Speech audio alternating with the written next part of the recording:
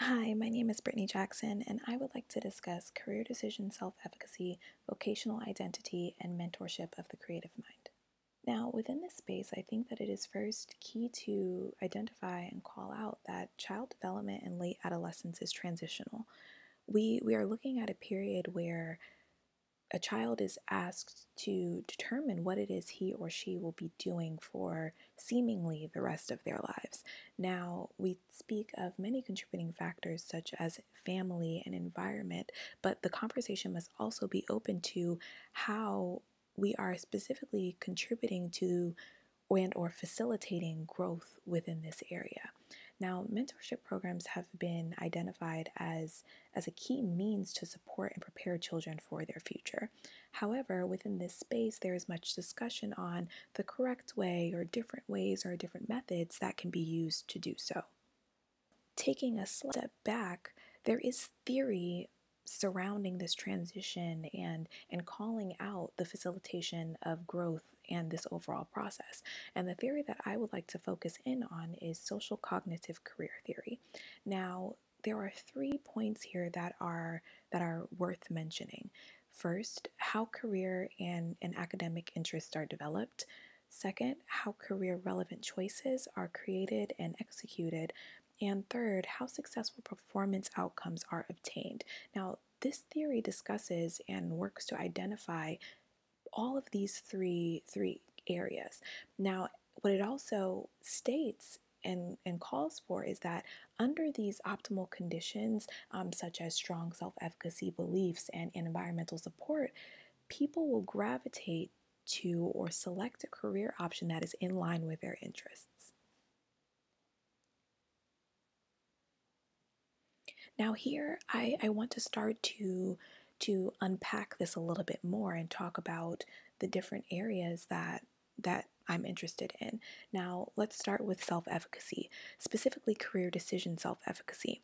Now, within this space, career decision self-efficacy speaks to the variables contributing to an individual's confidence in successful career decision making. Now, this includes things such as vocational identity and self-esteem and their learning experiences.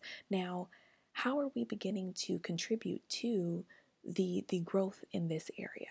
That begins to become the question. However, career decision self-efficacy does fall within two specific domains: content domain and process domain. Now, the content domain deals with one's specific belief in their own ability to succeed within their chosen career field. So, what this states is, do I believe that I can be what it is that I say I want to be? So, if I want to be an artist, do I say that I am able and competent enough to become an artist? Now, the second domain type is process domain. And here, this specifically deals with one's belief in their own ability to make use of the needed strategies to navigate this whole world of making a decision surrounding their career choice. Now, what this is saying is, okay, I want to be an artist, but do I believe that I have the tools and the support needed to become an artist? Now, the next topic that we need to discuss is vocational identity. Now, vocational identity speaks to the degree in which an individual has a specific amount of goals within a specific amount of categories. Now, to break this down a little bit further, a high degree of vocational identity basically says that, okay, I have a limited number of goals in a limited number of categories. And a low degree of vocational identity states that, okay, I have a lot of goals within a lot of categories that I'm interested in. Here, after reviewing vocational identity and career decision self-efficacy, we're able to start to actually dig a little bit deeper into how we're facilitating the development of these two areas. Now, let's come back to mentorship, specifically school-based mentorship. Now, programs in this space aim to leverage the positive interpersonal foundation. This is where children are building relationships with individuals that they are able to look up to in efforts to further their development in areas such as social emotional development, cognitive development, and identity development. And it is within this space we are able to dig a little bit deeper into the specific areas that influence this relationship or this process of mentorship. So we see things such as quality of relationship, whether it be the mentor relationship, the teacher relationship, or the parental relationship. We also see things such as academic attitudes and self-esteem, as well as pro-social behaviors. However, for the purpose of this study, we'll be focusing in on quality of relationship with their mentor, academic attitudes, and self-esteem. It is also key to call out that through the observation of adults in close proximity, the child is able to consider the possibilities surrounding decision and behavior. Now, what this is saying is that I am able to see examples or possibilities within myself through the actions and examples that adults in front of me have shown me. Now, this idea of possible selves deals with three possible selves. We see what an individual might become, what an individual would like to become, and what an individual is afraid of becoming. Now, when further making this connection between career decision, self-efficacy, vocational identity, and creative career choice through the mentorship process, we begin to start and see some implications where there is a learned awareness and appreciation for cognitive strengths. Additionally, more clearly defined sense of direction and purpose due to the mentor relationship. As well, we see where the emotional support provided within this space leads to a greater understanding of self and self's own personal emotions and feelings. The statement of study here begins to connect all of these pieces together.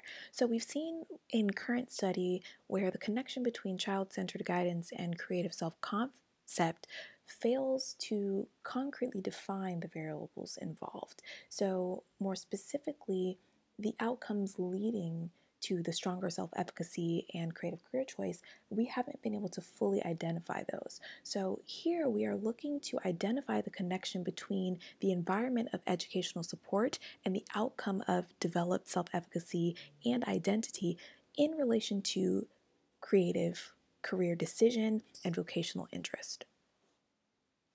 Further, the hypothesis here is that students who experience child-centered guidance and mentorship focused on their creative interests will have a stronger career decision self-efficacy belief and a higher degree of vocational identity in creative career choice.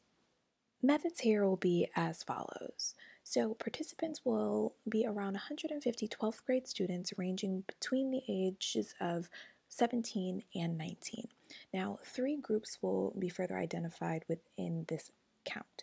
First, students who are currently engaged in a mentorship program that is geared towards students with creative interests. Now, this would be a program such as Art Ready. This program takes partnership with New York City high schools. However, it allows students to meet and work with both emerging and established artists.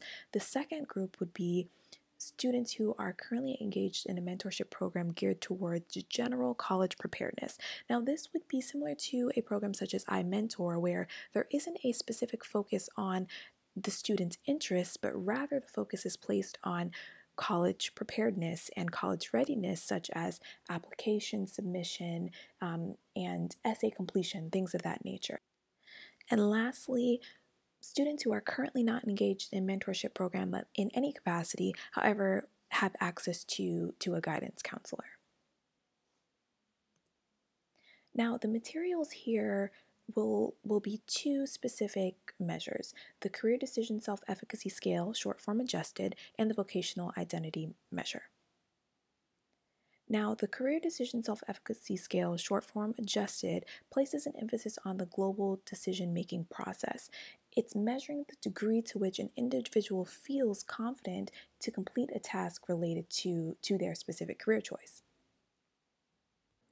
Here we are looking at a Likert type scale that consists of 30 items and measures results based on 6 subscales such as accurate self-appraisal, gathering occupational information, problem solving, things of that nature. Now the scale will range from 1 to 5, no confidence at all, to 5, complete confidence.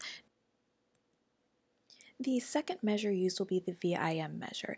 Now, this measures one's knowledge of his or her own stable pattern of career goals, interests, suitable occupations, as well as the work that's needed to identify the awareness of his or her aspirations. Here we are also looking at a Likert type scale that consists of 20 items, which in this case will be aggregated to form a composite VIM score. The procedures here will consist of participants being presented with an informed consent form, as well as they will be asked to report information such as age, gender, ethnicity. They will then be presented with both the Career Decision Self-Efficacy Scale short form adjusted, as well as the Vocational Identity Measure. After the completion here, they will be asked to list their desired creative career choice. Now here, creative occupation will be defined as career choice that's similar to artist, designer, musician, things of that nature. And finally, all completed questionnaires will be returned to the mentorship program manager and/or guidance counselor and will be collected by the principal investigator. Now, the plan of analysis here is to review these items both as individuals and as a whole. Now, this is really for the purpose of further identifying how the individual items affect career decision self-efficacy and vocational identity as a whole. With this said, the individual items will be reviewed through mean and standard deviation, and career decision self-efficacy and vocational identity as a whole will be analyzed through median and range, as well as regression analysis.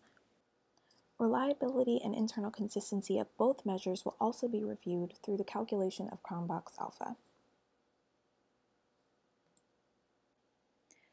Within this space, the hope is to be able to further identify the connection between the environment of educational support and the outcome of developed self-efficacy and identity in relation to creative decision and vocational interests, but specifically in relation to creative career choice.